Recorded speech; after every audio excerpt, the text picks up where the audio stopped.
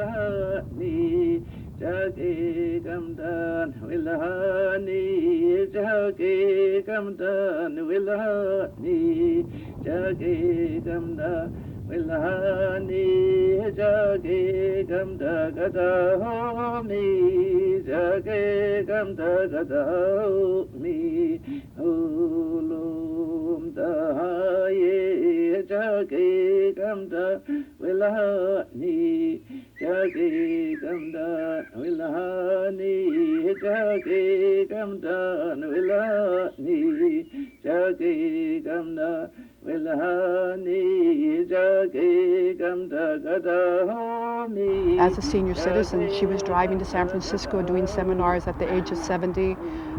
She was never home. She was a kind of a basket weaving social butterfly, if you will, in terms of really going wherever the need or desire was to learn.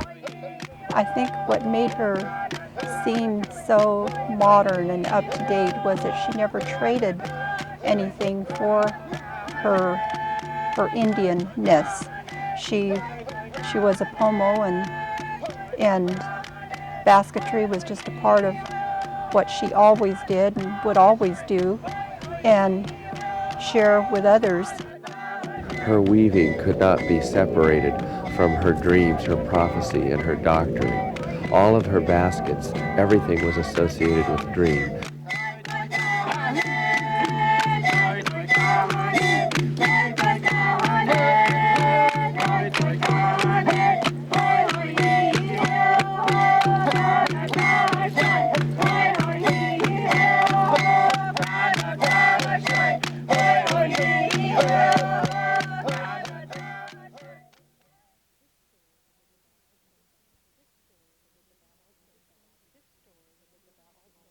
This story is about Pomoan baskets, but it is also about people.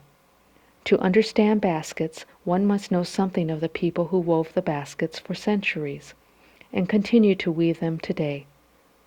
For more than 10,000 years, my ancestors and the ancestors of other tribes of Pomoan people have lived in the hill and valley lands of such present-day places north of San Francisco as Santa Rosa, Healdsburg, Cloverdale, Hopland, and Stewart's Point. 5 major rivers traverse Pomo lands, 3 of which are now called the Russian, Garcia, and Navarro rivers. In the old days, the people lived in villages and seasonal camps throughout this diverse area, from its coastal plateaus to its inland valleys and lakes, from its rugged redwood-covered hills to its gently sloping oak woodlands. In modern times, all the people of these lands have come to be known by a single name, that of Pomo. Their neighbors have come to be known as Coast Miwok, Wapo, Patwin, and Yurki. However, there never was or is one Pomo tribe. In all, about 72 independent tribes have been grouped together under the name Pomo. My people belong to one of these 72 Pomoan tribes, the Mahila Kauna, or Dry Creek people west of Cloverdale. Each Pomoan tribe spoke a dialect of one of 7 related but distinct languages, some as different as German and English. Some tribes had about 125 members, others may have exceeded 1,000. While similarities occurred from tribe to tribe, there were also many differences, some more subtle than others. There are 7 dialects within the Pomo nation. We all speak different language. There's similarities in certain words, and the way we live, it's a little different. It differs. Even your spiritual leaders were a little different in each area where the Pomos were, and we use different kinds of materials that's taken from the earth in each area, whatever's there, those Pomos used. And a lot of times we're, put in one bag, and they think we're all the same, but we're not. We're different. The pace of old-time Pomoan life differed from today. During most of the year, a relaxed atmosphere prevailed as people talked, joked, sang, and worked on projects. However, during the short time periods when certain plant foods were ready for harvest, such as clover greens, Indian potatoes, and tarweed seeds, the pace of life quickened and people worked for days with little rest.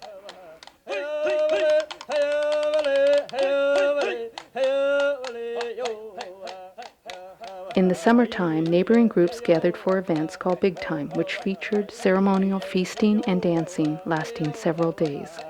While there, people renewed and strengthened social bonds, shared news, gambled, played sports, and traded goods. The history and culture of Pomoan people was passed down from generation to generation by storytelling. Some of the old-time stories tell about the creation of the world. Some teach moral values and provide a sense of place and responsibility in the world. Values like politeness, sharing, patience, and fairness were important to everyone. Some of my fondest childhood memories were of my great-grandmother Annie Burke and my grandmother Elsie Allen.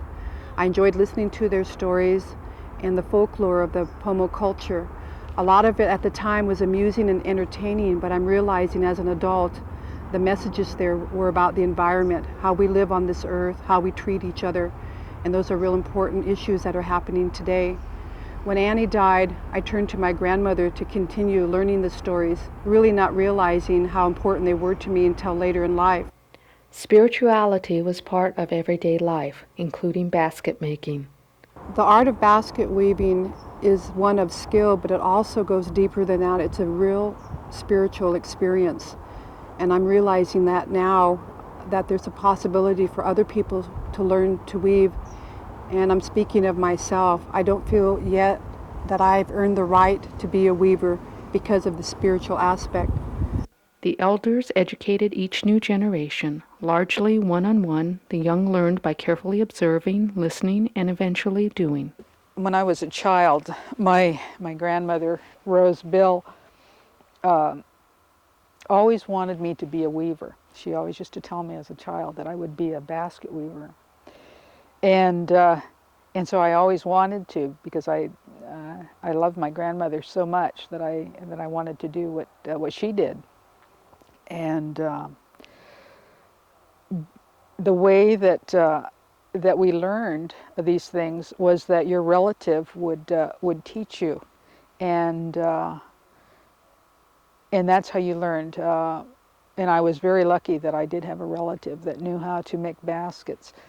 Some Pomoan individuals specialized in certain skills, such as storytelling and rhythm singing.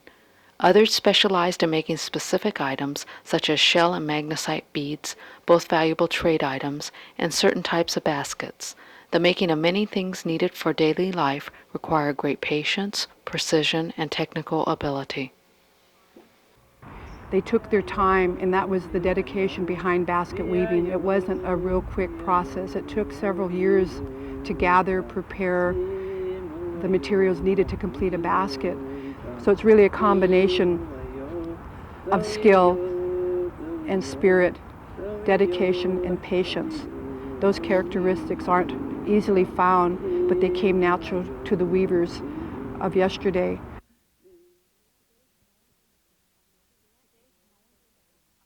Today, Pomoan people are known throughout the world for their baskets. While baskets may be admired as art forms because of their often lovely appearance, weavers made them to be used. In the old days, each household used 20 or more different types of baskets. Women gathered, stored, and processed food in baskets. They cooked and served food in baskets. Baskets provided a means to transport wood and other items. They served as children's toys and babies' cradles. As gifts, baskets provided a way to commemorate special occasions and redistribute wealth. Pomoan weavers adorned gift baskets, sometimes called fancy baskets, with white clamshell disc beads and abalone pendants. They completely covered some baskets in the brilliant colors of bird feathers, such as red woodpecker head feathers and green mallard neck feathers. Each feather was securely woven into the basket's foundation. The basket makers wove black or red designs into many of their baskets using special plant materials. Some of the designs represented particular things, such as quail top knots and mountains, while others had a special meaning to a particular basket maker. Sometimes designs came to a weaver in her dreams. At times, the weaver purposely made a break in the pattern called a dowel. The dowel provided an opening for the basket spirit to use when inspecting the basket. The dowel is a break in the pattern or a variation in the pattern. Sometimes it's a dropped stitch or a picked up stitch, an extra stitch. On this particular basket, there are some extra stitches in here, and there's an extra stitch on this row. There's a variation in the pattern on this row, and here you have an elongated point. This basket was made by Annie Burke. This is Elsie's mother's work. And often they believed you would never have a full round of an enclosed pattern. So sometimes a weaver would put a break only in one round and sometimes in each of the pattern designs. My people use several different weaving techniques. All are variations of two basic types of weaving, twining and coiling. In twining, the weaver uses various forms of finger weaving. As far as twining, I feel that twining is much faster than coiling. I've always liked twining from the first time I saw twined wear, and I tried to look for people who taught twining, and the only person that I knew was Laura. And so I would sit by myself and practice twining, looking at pictures and photographs, trying to get the technique, because in the twining, Laura goes, her stitches are down to the right and up to the left.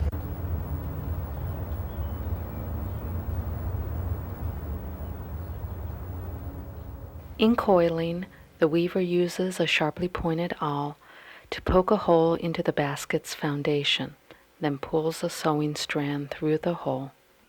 Although women wove most of the baskets, men sometimes wove baskets too. Uncles made baby baskets for their newborn nieces and nephews. Men also wove the twined, open-work baskets used for animal traps.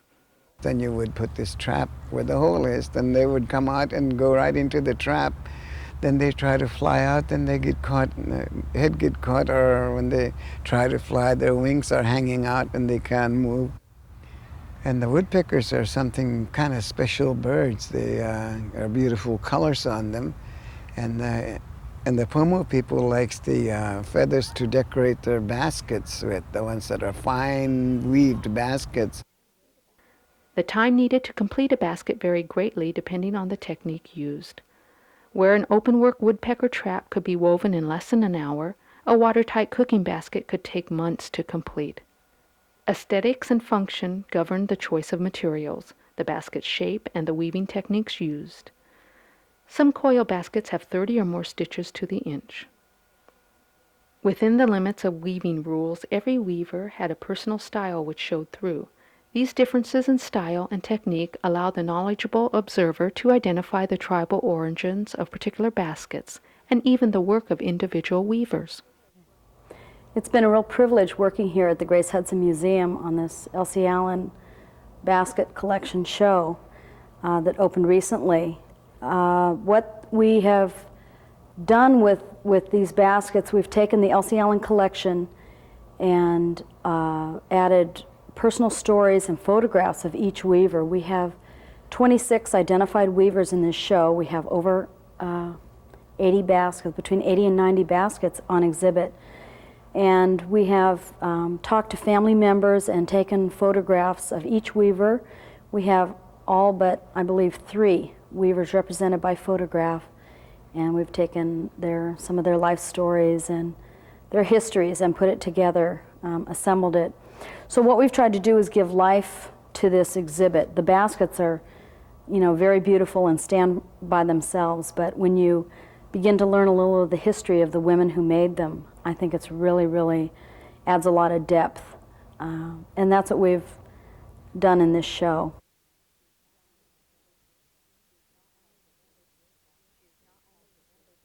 She is not only remembered for her basketry, but her great wit, passion for gambling, and great zest for life.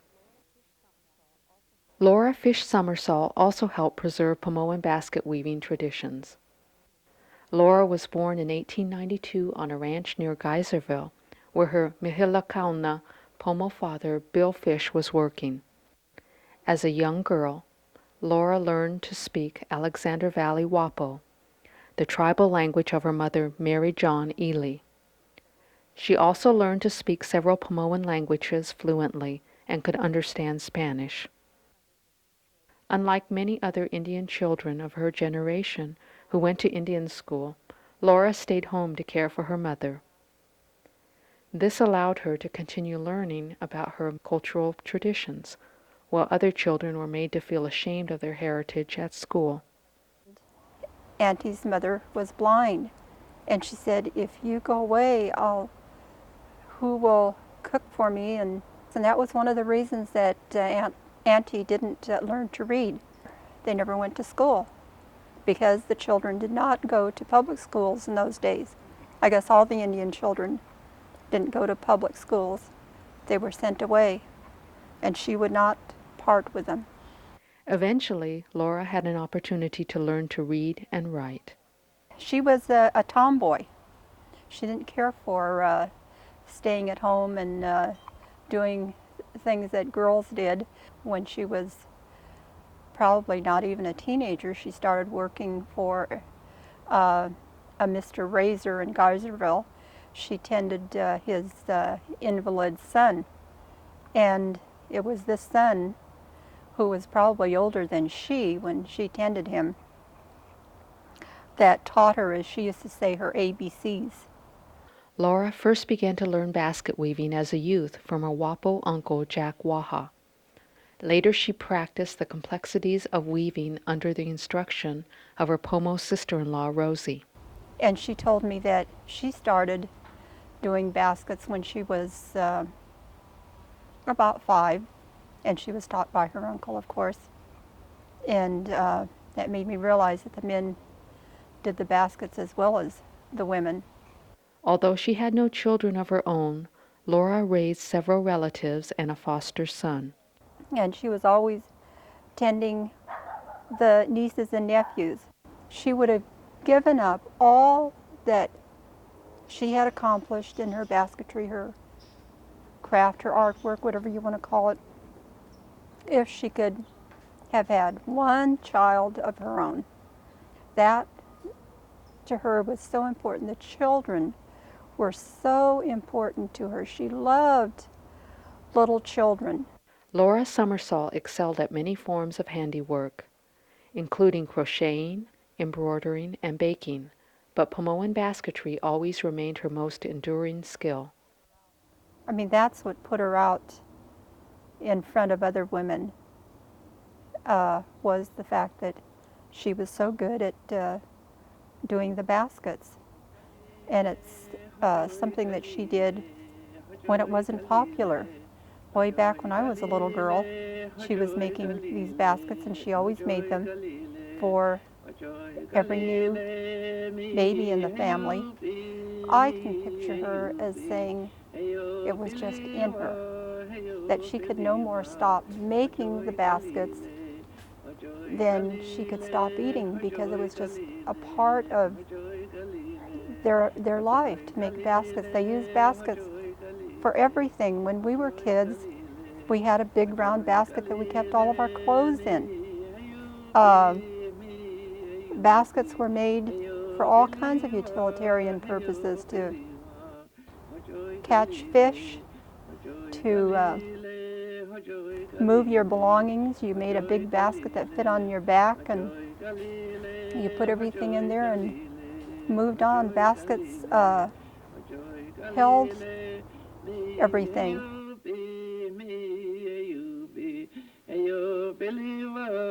Aside from her skillful handiwork, Laura Somersal served for many years as a teacher of other Pomoan people, as well as a tribal consultant to anthropologists and linguists. And so Laura was so much help to us with the dancing and songs and singing, and when to give a high pitch, when to stop the song, how to stop it here was a little different, and it was nice for me to learn these things here. Against the objections of some of her people, Laura collaborated with linguist Jessie O. Sawyer on a WAPO English dictionary. Number 21, pine cone. Churchill. Churchill. Churchill. Aunt Laura had a very generous and giving nature, and I think if she hadn't, we wouldn't have all of the things that we do. When she worked with Jess Sawyer, she did the language, and before Jess found her, he had tried several people, and he had approached them, and even in our family, when Jess came to see her, my mother said, no, don't do it. And why they felt this way, I've never been able to understand, but she went ahead and did it anyway. And when I think back, that showed a lot of courage on her part to defy other family members to do that. But if she hadn't, we wouldn't have anything written down now of the dialect that she spoke.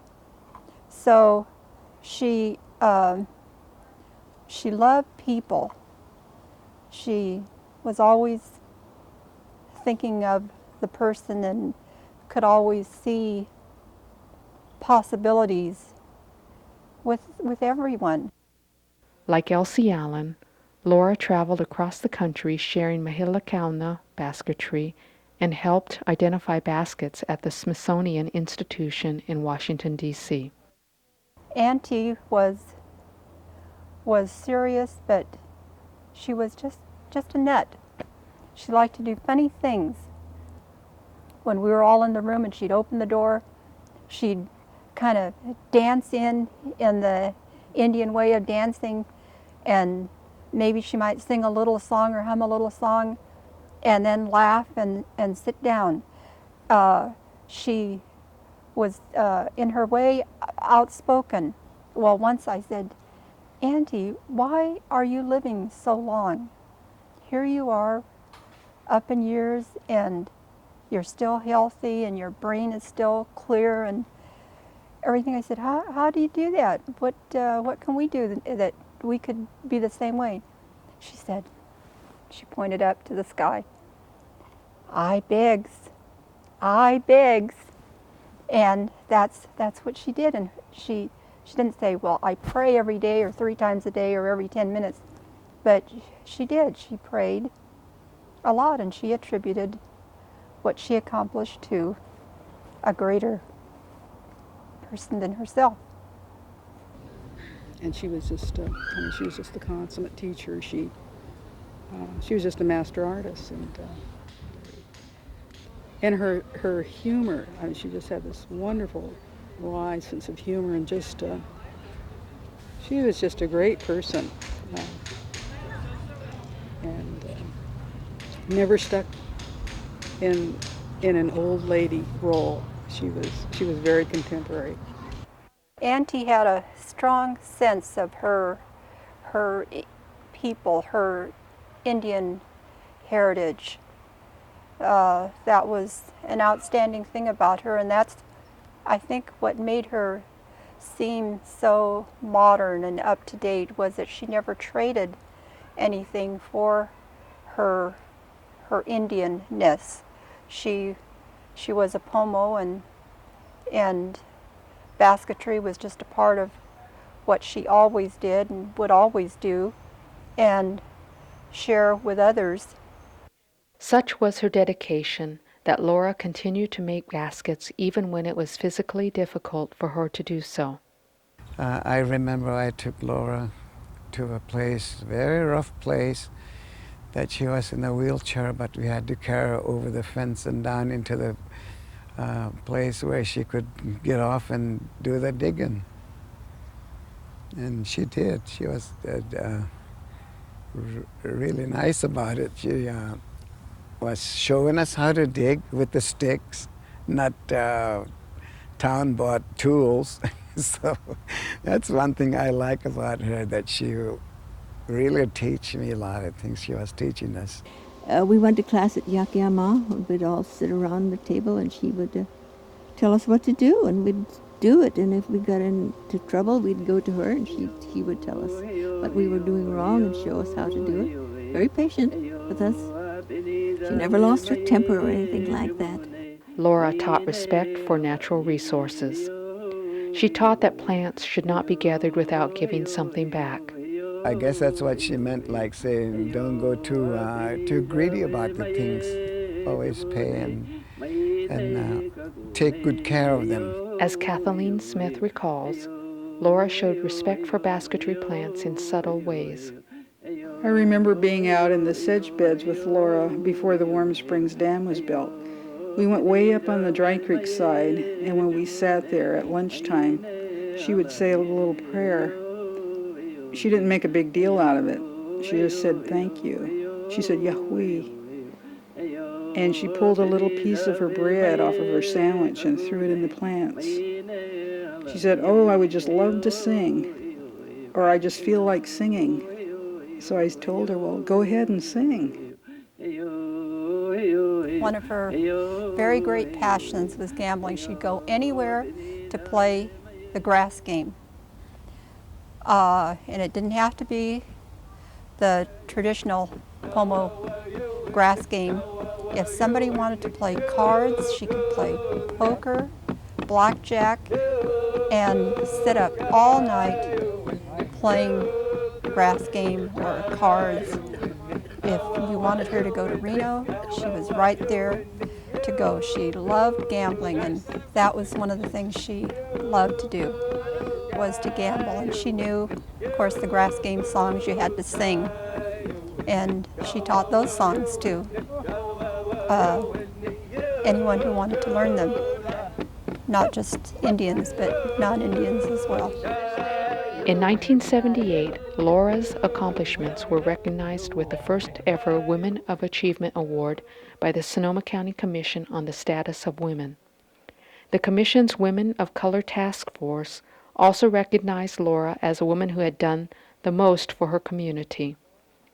By the time Laura Somersal died in 1990, at age 98, she had done much to preserve the basketry, language, and culture of both the Mahilakauna Pomo and Alexander Valley Wapo tribes.